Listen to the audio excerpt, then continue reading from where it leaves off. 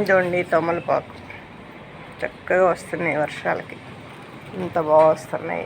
ఇలా గంటలు వచ్చినాయి తీసేసి నాటుకుంటే కూడా వస్తుందండి. నాటండి, వర్షాల్లో మొక్కలు పెట్టుకుంటే బాగా వస్తాయండి మన తోటలో. ఇది మామిడి అల్లం అండి, చూడండి కింద అల్లం వచ్చేసింది, మామిడి అల్లము. ఇంకా అలాగే ఉంచేసాను, ఇంకా ఊరాలన్నారు ఉంచేసాను. ఇదంతా మామిడి అల్లం చక్కగా వచ్చేసింది. ఇదంతా తమలపాకు పైకంతా అల్లుకుపోతూ ఉంది. నేనే అల్లించుకుంటున్నాను.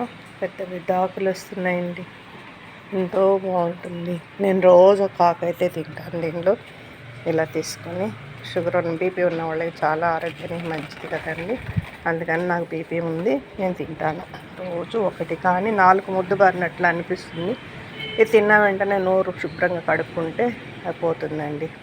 తప్పకుండా చేయండి. చిన్నపిల్లలకి అయినా ఎవరికైనా రసం తీసుకొని కొంచెం తాగి అంగిట్లో పోసుకుంటే నోటికి ఏమీ ఇబ్బంది ఏమీ ఉండదు, కానీ ఆ టేస్ట్ మారుతుందండి.